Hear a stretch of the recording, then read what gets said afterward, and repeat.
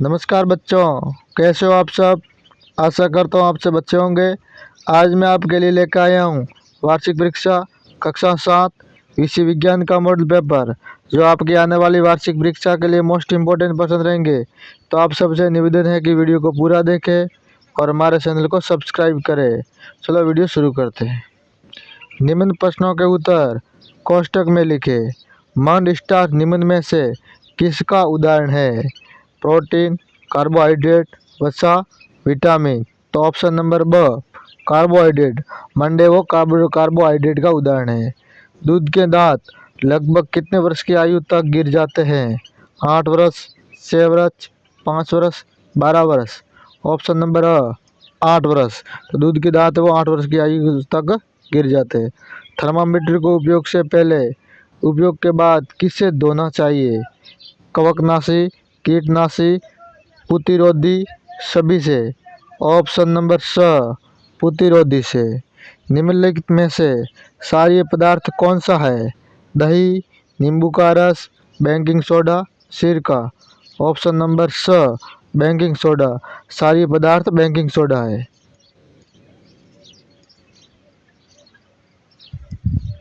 Magnesium के फीते को वायु में जलाने पर बनता है magnesium hydroxide, magnesium oxide, carbon dioxide, iron oxide. तो ऑप्शन नंबर ब मैग्नीशियम ऑक्साइड। मैग्नीशियम के फीते को हवा में जलाने से मैग्नीशियम ऑक्साइड बनता है। पादपों में श्वसन के लिए पाए जाते हैं कलोम, रंध्र, फेफड़े, श्वासनाल। तो ऑप्शन नंबर ब रंध्र। पेड़ पौधे होते हैं उसके अंदर जो पत्तियों के अंदर छेद पाए होते हैं उसको हम रंध्र कहते हैं, उससे वो अपना सांस लेते हैं। पक्षियों में मुख्य उत्सर्जी पदार्थ है। पक्षियों के अंदर मुख्य उत्सर्जी पदार्थ कौन सा है? यूरिया, यूरिक अम्ल, अमोनिया। इनमें से कोई नहीं। ऑप्शन नंबर ब यूरिक अम्ल। सहजीन ड्रमस्टिक के बाद बीजों का परिगणन होता है, यानी जो सहजीन होता है उसके जो बीजों का परिगणन कहाँ होता है? जल द्वारा, पवन द्वारा, जंतु द्वारा, फल फटने से। तो ऑप्शन नंबर ब पवन द्वारा। किसके द्वारा होता है परिगणन? पवन के द्वारा। वायु का संगठन दर्शाने के लिए उपयुक्त ग्राफ है, यानी वायु को किस ग्राफ द्वारा दर्शाया जाता है? स्तंभ ग्राफ, वृत्तारेख, रेखा ग्राफ। इनमें से कोई नहीं। ऑप्शन नंबर ब वृत्तारेख, यानी वृत्तारेख के द्वारा वायु के संगठन को दर्शाया जाता है। CFLS में किसकी वाष्प होती है? जल, पारा, ऑर्गन, नियोत। तो CFLS के अंदर ऑप्शन नंबर ब सही, यानी पारे का वाष्प होता है। किसका होता है? पारे का। जो प्रतिबिंब पर्दे पर प्राप्त नहीं किया जा सकता कहलाता है आभासी, वास्तविक, अनिश्चित। इनमें से कोई नहीं। तो ऑप्शन नंबर अ आभासी, यानी किसी प्रतिबिंब को हम पर्दे पर नहीं प्राप्त कर सकते उसे आभासी कहते हैं। वायु में किसकी मात्रा बढ़ने पर पृथ्वी का ताप बढ़ेगा? ऑक्सीजन, कार्बन डाइऑक्साइड, नाइट्रोजन, उपरोक्त सभी। तो इसमें द सही है, यानी तीनों बढ़ेगी तो जो पृथ्वी का तापमान है वो बढ़ जाएगा। रिक्त स्थानों की पूर्ति करें। वायु मल द्रव रूपी अपशिष्ट पदार्थ है। कैसा है? द्रव रूपी। कीट, तितलियां, मधुमक्खियां और पक्षी पुष्पीय पादपों की परागण में सहायता करते। किसमें सहायता करते? परागण में। गोले दर्पण गोले का एक भाग है। किसका भाग है? गोले का।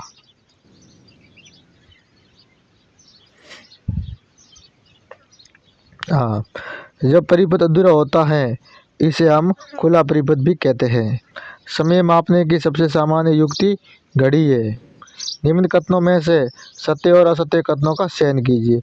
युग्मनज का विकास बीज में होता है, यह असत्य है। मानव हृदय 4 कक्षों में बटा हुआ है, सत्य है। मेंढक में मनुष्य की भांति फेफड़े होते हैं, सत्य है।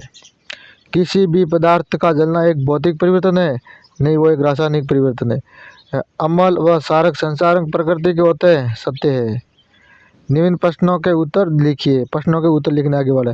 वन तंत्र किन घटकों से मिलकर बनता है? वन तंत्र विभिन्न पादपों, जंतुओं, सूक्ष्म जीवों से मिलकर बनता है। वन तंत्र किन से मिलकर बनता है? पादपों, जंतुओं और सूक्ष्म जीवों से। साल से क्या तात्पर्य है? किसी वस्तु द्वारा एकांक समय में तय की दूरी उस वस्तु की क्या होगी? साल।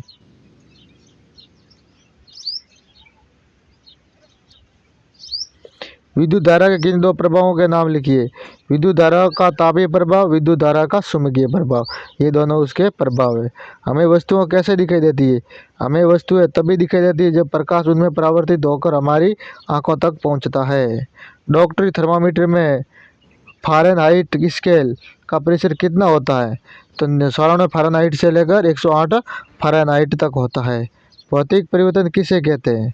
वह परिवर्तन जिसमें किसी पदार्थ के भौतिक गुणों में परिवर्तन हो जाता है उसे हम भौतिक परिवर्तन कहते हैं। क्या हम प्रकाश संश्लेषण को रासायनिक परिवर्तन कह सकते हैं? हाँ, प्रकाश संश्लेषण एक रासायनिक परिवर्तन है क्योंकि इसमें नए पदार्थ बनते हैं। जिसमें नए पदार्थ बने उसे हम रासायनिक परिवर्तन कहते हैं। क्षुद्रांत्र की लंबाई लिखिए। क्षुद्रांत्र की लगभग 7.5 मीटर लंबी अत्यधिक कुंडलित नली होती है। पोषण किसे कहते हैं? सजीवों द्वारा भोजन ग्रहण करने एवं इसके उपयोग की विधि को हम पोषण कहते हैं। अपशिष्ट जल कहाँ जाता है? इसका क्या होता है? अपशिष्ट जल जल उपचार संयंत्र में जाता है जहाँ इसका भौतिक, रासायनिक और जैविक प्रक्रियाओं के द्वारा उपचार किया जाता है ताकि इन्हें पुनः उपयोग योग्य बनाया जा सके। ये 11वां, 12वां, 13वां, 14वां और 15वां ये निम्नात्मक प्रश्न है। ये मोस्ट इम्पोर्टेंट है। ये आपको अपने आप किताब से ढूंढकर इनको याद करना मोस्ट इम्पोर्टेंट है। अमीबा का नामांकित चित्र बनाना है। प्रांगण किसे कहते हैं? ये किस कारण होता है? ये कितने प्रकार का होता है? समझाइए, इसको पूरा समझाना है। किसी पुष्प का चित्र खींचकर उसमें जनन अंगों को नामांकित करना है। मानव श्वसन तंत्र का नामांकित चित्र बनाइए। उत्सर्जन तंत्र किसे कहते हैं? मानव उत्सर्जन तंत्र की क्रियाविधि को नामांकित चित्र सहित समझाना है।